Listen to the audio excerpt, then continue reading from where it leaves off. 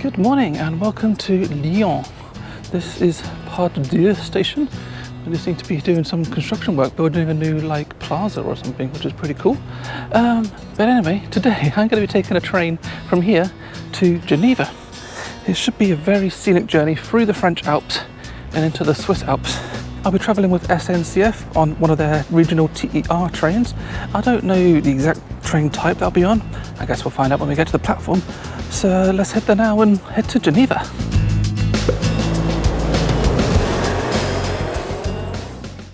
My train departs at 6:38 a.m. and it's going to take just under 2 hours to get to Geneva, so I arrive at 8:35. Sorry, I had to look at my phone so I remember those times.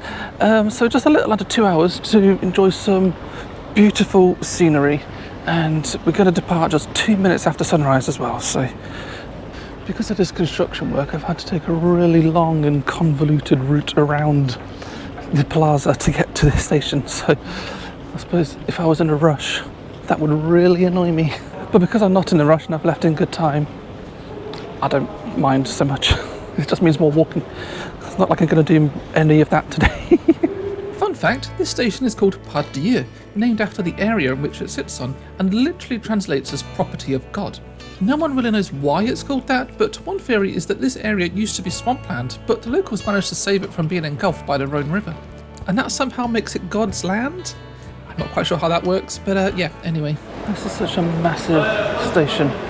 This is one of a couple of stations they have in the city. I don't even know anything about the city. I arrived quite late last night and now I'm leaving early this morning, so I've literally just seen the walk between the station and my hotel and that's it. So, alright, let's find some information boards. That's the arrivals, probably around here is the departures. Let's have a look at where our train's leaving from. There's all arrivals as well. Where are the departures? Why are there no departure screens? Or maybe there are some and I just missed them. Hang on, looks like there's screens over here. Bear with. There's my train now on the bottom screen, third from the top. Geneva CCF. I don't have a platform yet, so I guess I'll just wait until it's announced. Oh my god, it's so stuffy in this station. I am sweating. It's cooler outside. I think it's because there's no airflow in here. So I think I'm just going to pop outside and just wait there until my platform was announced. Because, oh my god, this is so much cooler. Whew, yes, this is nicer.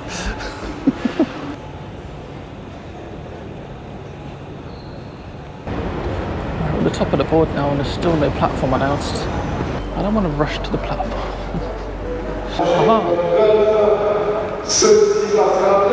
Okay, platform G. How do I get to platform G? Let's follow all the other people that seem to be doing the same thing. This is like the Euston run, isn't it? Or whatever they call it.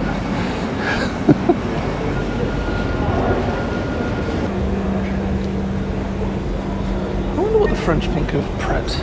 It's a British thing that's deliberately used a French name to make it sound French. Okay, let's have a look at the train. Here we go. So it's a blue one. Maybe some actual train experts can tell me what it is. Okay, I've looked it up now. It's called a B82-500. Looks like there's only 4 cars, and there is both first and second class on this, but I am travelling in second.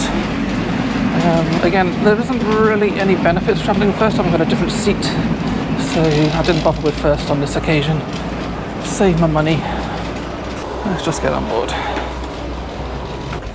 Oh, this is cool. Let's sit here. I found myself a seat. I feel like I'm facing the wrong direction, but I'd rather go forward. I think we're going this way, but I couldn't find one that was facing forward that was unoccupied, so we'll just have to put up with this. But never mind. I think we're about to depart. Yes, there we go.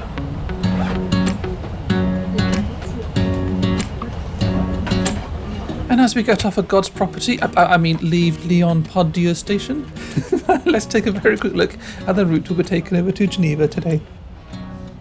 Leaving Lyon and the Rhone River behind, we'll be travelling in a generally northeastern direction, but with a southerly kink through the mountains. We'll eventually rejoin the Rhone River and follow it through the Alpine foothills, arriving into Geneva after a journey time of 1 hour 57 minutes.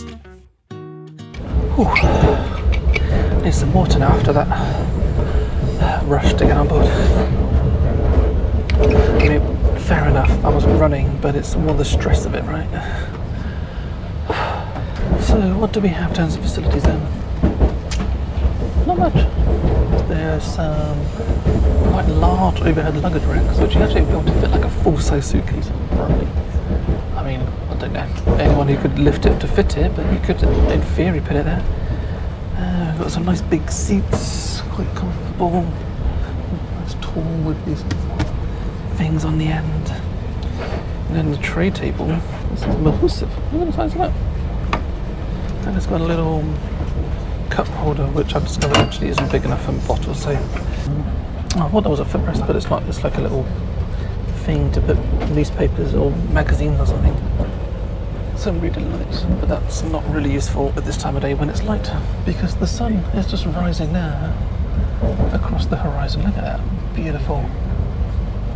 Oh, okay, we've missed it. Thank you, road, for rising up in the way. So this train seems to be popular this morning with, like, what should we call them, adventurers.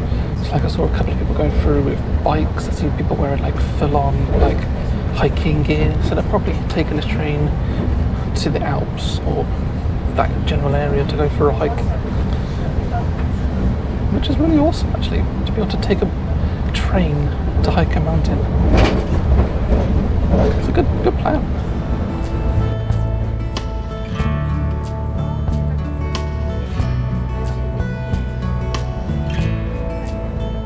We're approaching our first stop now, Amberieu-en-Boucher. This was once a huge railway town, so important that they actually built an entire tram network to connect the surrounding villages. There's a railway museum in the town, built in an old roundhouse. So we've just arrived at our first station, one of 6, which we'll be calling at on the way, all of which I have never heard of. It's a nice little station building on the other platform there. I did see we passed through at least one other station on the way, so this doesn't call at every station. I mean, there must be other ones that stop at more intermediate stations.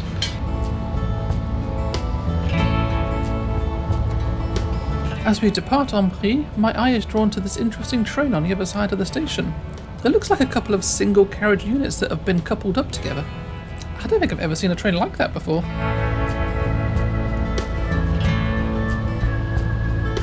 We now start our passage through the hills of the Bouger Massif.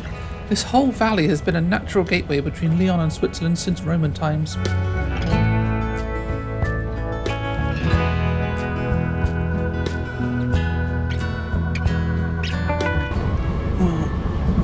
It's starting to get incredibly mountainous already.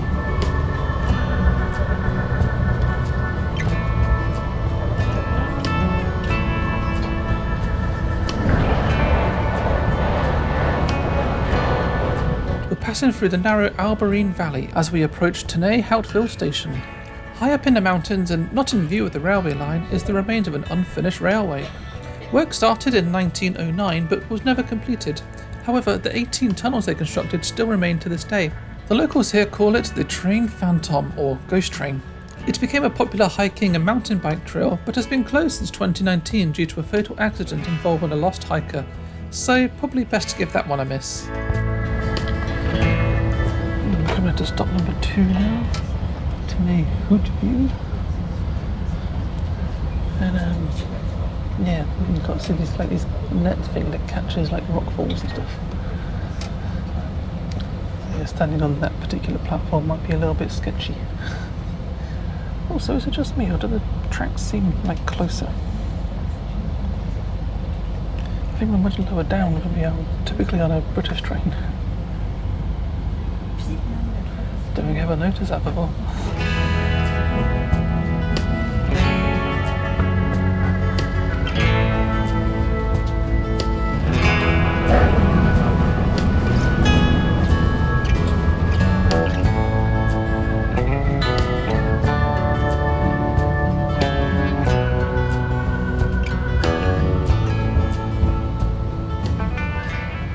Next station, Le Grand Belly.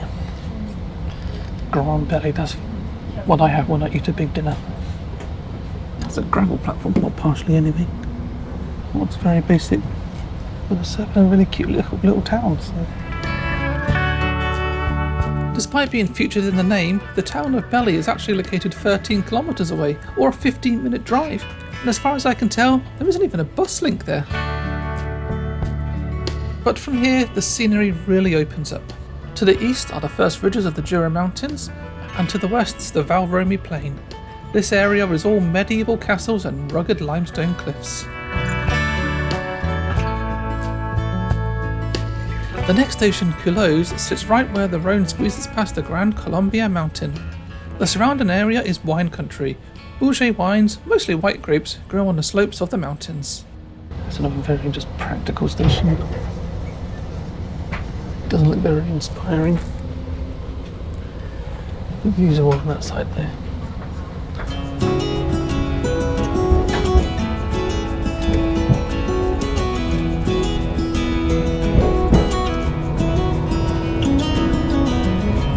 We're back travelling along the Rhone again, heading towards Cécile-Carbonneau station. The town of Cécile actually straddles the river, meaning it's in two different departments, half in Aisne, half in Haute-Savoie. The local wine, yes another one, is a crisp Cécile Sparkling, which has been made since Napoleonic times.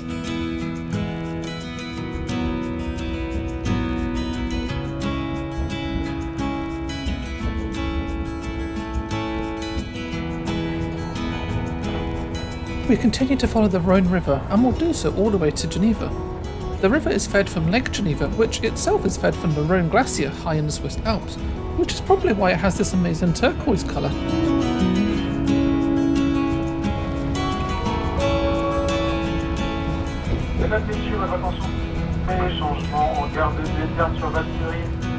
Our final intermediate stop today is Bellegarde-sur-Valserine.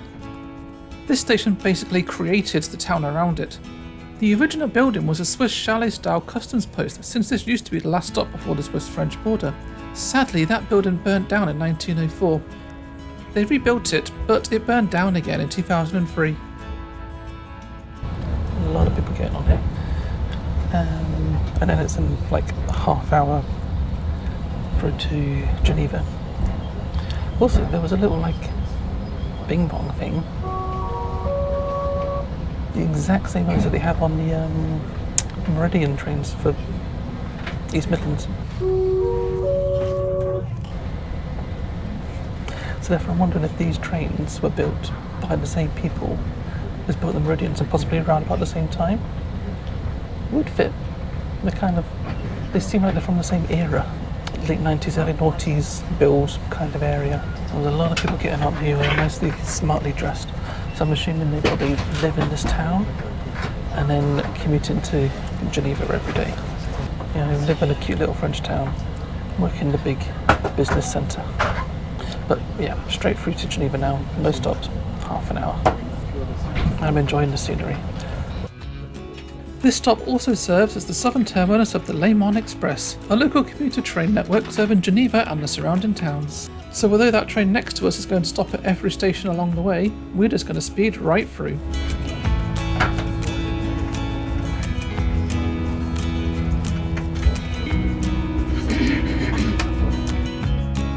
Leaving Bellegarde, this is the most dramatic stretch of the journey.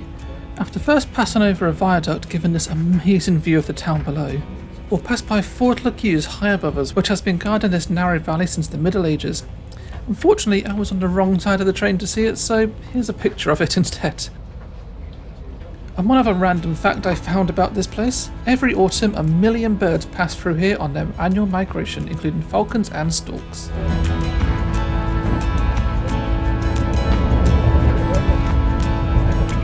A short while later, we cross the border into Switzerland, which is hilariously boring.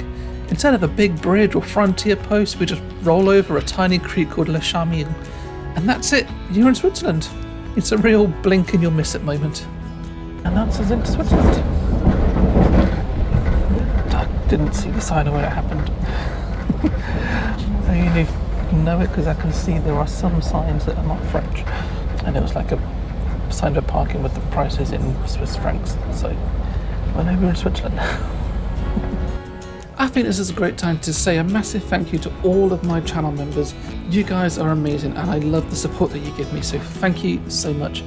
My channel members get early access to all of my videos, plus additional exclusive content that general members of the public don't get to see. If you'd like to join them, just click that little join button down below or scan this QR code. And thank you once again to all of my members for the support you give me. Just before Geneva station, we pass through a long tunnel, finally emerging in the centre of this beautiful city. I'll be exploring Geneva in my next video, so if you want to see that, make sure you're subscribed so you don't miss it.